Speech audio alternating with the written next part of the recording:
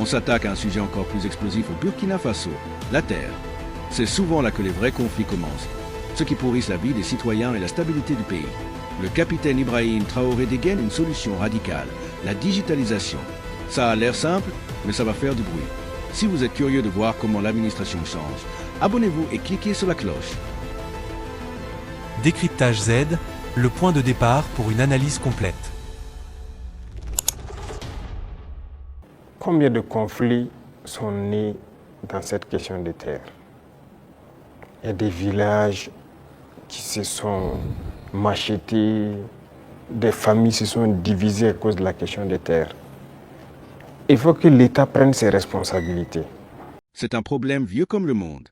Mais quelle est la solution moderne et radicale envisagée par le gouvernement? La réponse est dans la digitalisation. C'est pourquoi la révolution est la bienvenue. Il faut décider à un moment donné d'arrêter tout ça. Il y avait combien de promoteurs immobiliers au Burkina en 2010? Je ne pense pas, ça ne vaut pas une vingtaine. Subitement, en 2015, on en a plus de 200. Ils ont payé les terres partout. Ils partitionnent, ils vendent, ils revendent. Ils ont pillé les terres et c'est dangereux.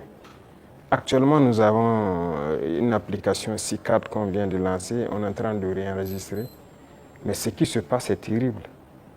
Même les parcelles dans les villes, les gens vendent et revendent à plusieurs personnes parce que ce n'était pas digitalisé. C'est un gros registre. Vous pensez que quelqu'un peut fouiller les registres, voici le numéro de la parcelle appartient à telle personne, donc toi tu es allé acheter, c'est pas... Donc il y a beaucoup de doublons et ça crée des conflits. L'idée de la transparence numérique est simple. Elle bouscule les habitudes et surtout, elle coupe l'herbe sous le pied de ceux qui profitaient du flou légal.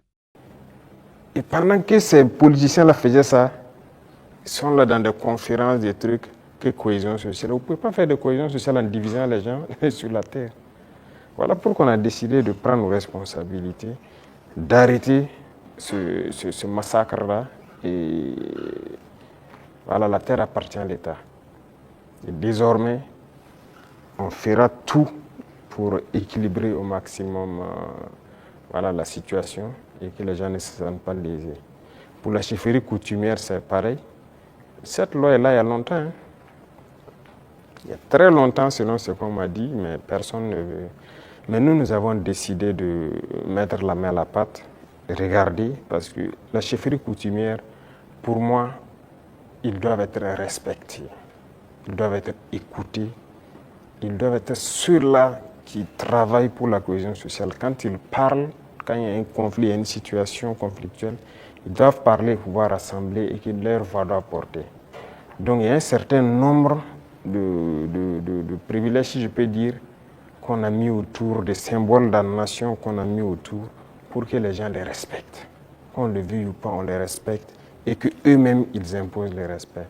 Parce que dernièrement, les politiciens les avaient détournés. Beaucoup, aujourd'hui, regrettaient avoir marché aux côtés des politiciens. Il y a des villages où les gens sont divisés, les gens ne respectent plus les chefs. Mais avec cette loi, en tout cas, qu'on a amenée à la LT, nous avons essayé d'élaguer beaucoup de choses pour que leur respect dans la société puisse être réinstauré. Et ça, c'est très important. Il y a la richesse qui se soit bien répartie. Ça, c'est le premier pas. Les cas d'exaction et tout ce qu'il y a, il faut faire attention. Il y a beaucoup de gens qui ont donné des allégations. C'est dernièrement, quand on a vu le cas à Solenzo, ils ont sorti des images, parlé. On n'a rien dit, on s'est calmé. Quand ils ont fini de chanter, on a montré les civils qu'ils disaient que les forces ont tués ont été transportés jusqu'à Ouagadougou ici, mis en sécurité. Ah, si on les a tués, pourquoi ils sont à Ouagadougou? Comment ils se retrouvent à Ouagadougou? Souvent, c'est fait à dessein. Ils inventent tout ce qu'ils veulent inventer avec leurs ONG, leurs médias et tout. Mais on laisse, quand ils finissent, on montre la vérité. Voilà. Les terroristes ont pris des civils comme boucliers humains, certes, mais les forces ont pu faire la distinction. Et après le combat, ils ont rassemblé les civils à Solenzo. On a dépêché les moyens nécessaires pour les transporter, venir. Et ils ont été présentés devant tout le monde. Ce sont des centaines de civils. Ils ont témoigné. Donc, il faut qu'on fasse attention aux récits de certaines personnes qui veulent juste développer des thèses et leur objectif, c'est de nous diviser. Mais nous, on ne doit pas tomber dans ce piège-là. Voilà. En fait, cette réforme foncière est directement liée à la sécurité. Une terre claire, c'est moins de conflits, plus de sécurité et moins de vulnérabilité. Nous avons fait comprendre aux gens. Vous savez, moi j'ai parlé avec les responsables syndicaux. Je les ai réunis ici, je les ai parlé à un moment donné de notre histoire. Mais j'ai été déçu après. Donc je les ai dit, soit vous êtes burkinabé ou vous n'êtes pas burkinabé. Donc le bras de fer s'est enclenché. Mais après on a décidé de les revoir parce qu'on suppose qu'ils ont compris le message. Et même ça, je ne vais pas mentir, quand ils sont venus, ils ont voulu encore comprendre et sortir certains comportements, les effets comprendre, ça ne marche pas. Le pays est en guerre, il faut tout faire pour le pays. Ce syndicalisme importé là, c'est pas du syndicalisme ça. Il y en a même qui se vantent d'avoir participé à la chute de Sankara. Et c'est eux qui ont tout commencé, ainsi de suite. Vous croyez que c'est bien ça? Les Occidentaux vous manipulent et vous continuez à agir comme eux ils veulent. Ça, ce n'est pas du syndicalisme. Un syndicaliste se bat pour les intérêts des travailleurs. Mais la plupart du temps, ce que les responsables même veulent, c'est venir manger avec le pouvoir. Et les gens se taisent. Non. Écoutez, nous, on a beaucoup de dossiers sur beaucoup de personnes, pas seulement les syndicalistes. Hein. Dans la société, on a beaucoup de dossiers. Les gens qui nous ont approchés au début, qui ont voulu des avantages, qui ont voulu quoi, qu'on a refusé, qui se retournent, qui sortent, qui parlent. On a leur dossier. Donc, syndicalisme sain, il y a beaucoup d'actes que l'on a posés. On n'a pas attendu que les gens sortent dans la rue pour marcher, pour le poser. Quand j'ai parlé des travailleurs des garderies, là, ce n'est pas quelqu'un qui est venu nous dire qu'il y a des travailleurs qui avaient été cherchés, il faut les remettre dans leurs droits. On a vu un dossier et qu'on a trouvé qu'il faut les remettre dans leurs droits. On a dit au ministre des Finances, trouve l'argent nécessaire pour régler. Les gens de la mairie, des gens de la brigade verte, là, ceux qui travaillent, mais ils avaient combien de mois d'arriéré? C'est pour ces intérêts-là, ces gens-là qui n'ont pas de travail, pour que les gens ne se battaient pas pour ça avant. Mais on n'est pas venu vers nous pour nous dire. Moi, les femmes balaient devant chez moi, c'est un de mes hommes qui est sorti une fois, ils ont dit, ah, ça fait des mois, ainsi de suite, leur travail.